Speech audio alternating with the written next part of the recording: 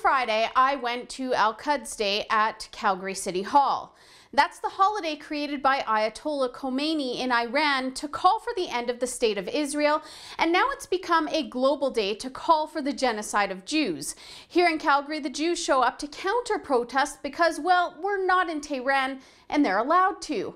Now, I've been to this thing before. I went last year and basically the Jews just sing and dance and hold signs and flags, but that hasn't always been the case. In 2014, the Hamiltons, a Jewish family, were beaten in the streets of the city after violence broke out at the event.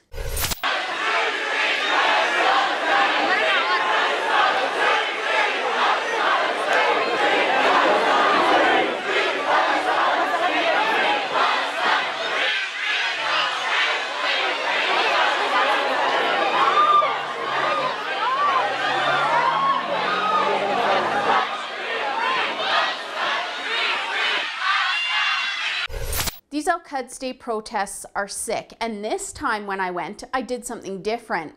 I watched and documented on the Al-Quds side to show you what these people are all about.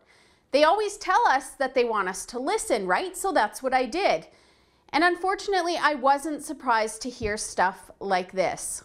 This is just standing up against oppressors for the oppressed throughout the world. We are against the Zionists.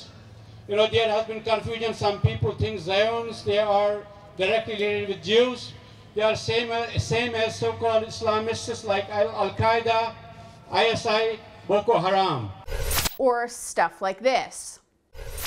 We are here to commit ourselves to anti-racism, anti-violence, anti-Islamophobia, and to listen to the words of Mandela, of Edward Said, of Albert Einstein, of those great people, Martin Luther King, who clearly knew that if one is anti-Palestine and does not grant Palestine a home, they are no better than the Nazis that burned the Jews.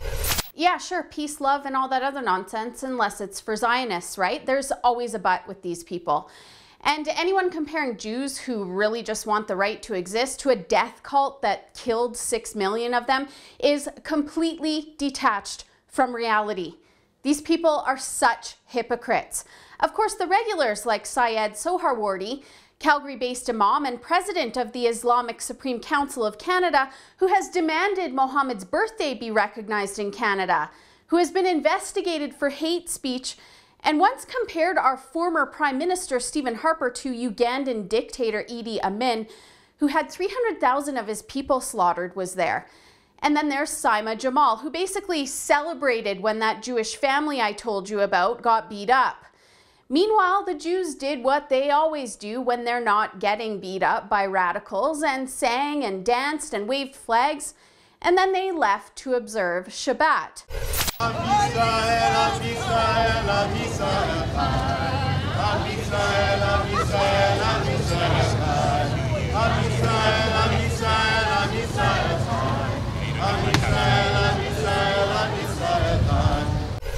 Overall, the event was peaceful this year, and the police did a good job of keeping things at bay. Now, I said I wasn't surprised with the hatred coming from the other side of the rally, and I definitely wasn't surprised by the SJW hijacking of the event and how bad these people actually are at being SJWs by breaking all of their own rules. The Al-Quds rally was absolutely dripping with talk of white privilege, dreaded cultural appropriation, and as usual when it comes to SJWs, zero facts.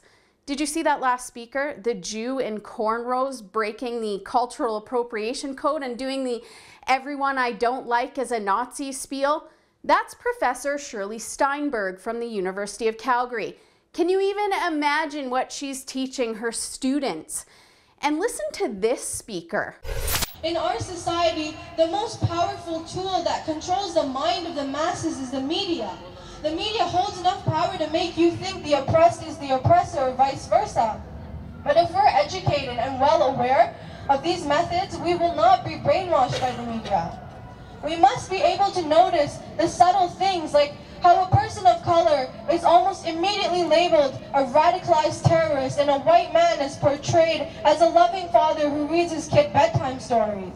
We must question why a black man shot down in the street is a thug with a history of violence, but a white man shot down is a hard worker trying to make ends meet. They fail to tell you about the Muslim girl who was beaten brutally and left to die because of her faith.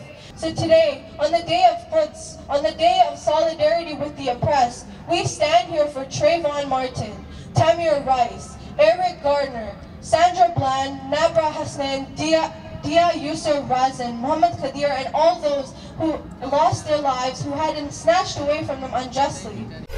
It seems that to these people there's no such thing as racism if it involves whites. The media favor whites over Muslims. The apologist mainstream media can't even call a terror attack for what it is. And what about when she says a Muslim girl was left to die after being beaten? Isn't it funny how she doesn't mention that an illegal alien and not a white guy was responsible for that? But oh my gosh, white people are responsible for all bad things in the world or whatever. And by the way, Trayvon Martin was a thug that smashed someone's head into the concrete pavement before being shot. I could go on here, but I think you get my drift. I mentioned earlier that we're not in Tehran, so these people are free to say what they want within the law. I might think what these people have to say is absolutely disgusting, but in Canada, they're allowed to say this stuff. What I didn't mention to you is that I disguised myself to film these speeches. I wore a baseball cap and took my Rebel branded mic flash off because the violence that erupted in 2014 tells me that these people are unpredictable. Do you think they would have allowed me to report on what they were saying if they had recognized me and knew who I worked for? Probably not, because I'm not a genocide rally apologist like the rest of the mainstream media, and I'm going to keep exposing their hate. For the Rebel.media, I'm Holly Nicholas. Thanks for watching. If you liked that video, make sure to hit the subscribe button so that you don't miss the other side of the story in Canadian news.